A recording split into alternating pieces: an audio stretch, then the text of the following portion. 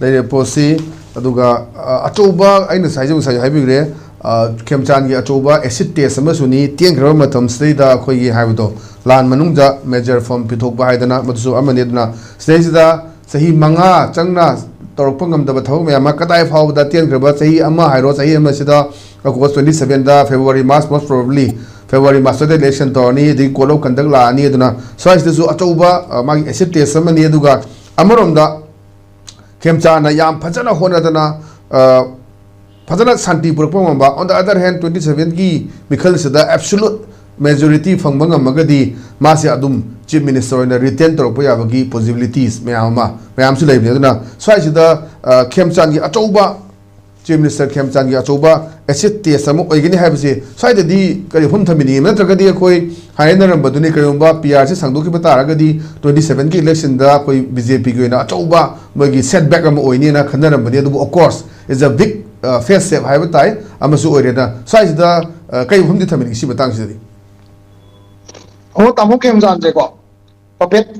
chief minister oidana ba han mada yang no hona bi bam change akoi khutta hojik ta le se peace port na bo hona da su ai yaroi da jaga am yauri ba NRC ne ba su ai yaroi koi gi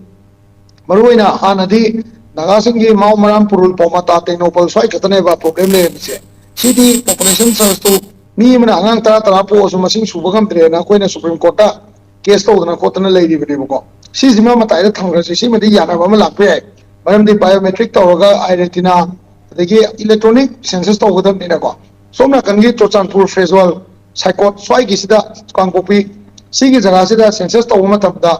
masigi census to ma tam da thola ka ba illegal immigrant ma koi ngasi ule ra ba masigi census se loi bane ba ki gi militant jing hai ga Kulai Babe Mayam, Amadi, anti social Oliver, CSO Mayam, Punjana Delia Triba, CSO Mayam, Naineri say, Osiki census cineva. Aduna, Masagi, Honorable Khemchan, a total challenge, or do say, development Poropa, Pasai Yenba, Tabagapa, Sinati, Punjan and Basinateva. Punjanja, Velia, the Baymaram say, Yam simply, PSers in 1951 ago, we pinned Nico Mena have said, Akwiti 1961 PSer, where you don't have a census to now. Now she update to the key. Maka Tataraga automatically family tree man do Tai Tade Akanda Maduki sorry means in Dubu Madu means in illegal Natragan no permanent resident status for period of say Akoi Miyam apartment neighbor. That's why the never am problem like to say Aduna Yam challenging with the port never Husiki Leoriba Emile Omla Leoriba Emile Taruk Manga Taruk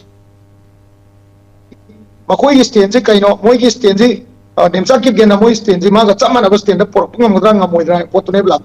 A quay situations that Quay situations that Quay usually situations that La Iva Pochi, Census C, Matamzana, Tobang the Targadi, Madugi conflict tuna another armed conflict Natraga, social conflict of my own way, which chance of Wang Eva. Mamdi Nasimo, the Tole statement, Mamzi. NRC update to where way census ako from the to where way is another layer nina chief minister sina Manipur sin nungsina na mo na da census no chum na tawaga population search si tap sabo fix ta magana delimitation ni mong tan to ngam ne ba ada masing do the soy gi ta gadi delimitation ni soy kani economy ni soy kani high pochi deputy CM ani sigi moi ani ga honorable Khemchan ko ta lai re ba duna yam challenging oi environment ni Maki Matata Tarakado Pochi election gi agenda do Katanate Masi Pochi Pasane Tauda BJP next election da BJP na Labi Panam Sengira Mai Banam Tangira Sing Banam Pigira Poti Pasana Mangani Akoi Pamisi Manipula Miam se Chai Lazu Hingway Miatani Beli the Lave Miam Chai Lazu Hingway Matani Tautobo Akoi Hak Akoina Pangzagava Akoi Any constitutional rights into illegal immigrants in Ngam the low already Madugi Waiba challenge to a way Pali Velangas in a thing like that is my template. Okay, Yamazo Home Tambi.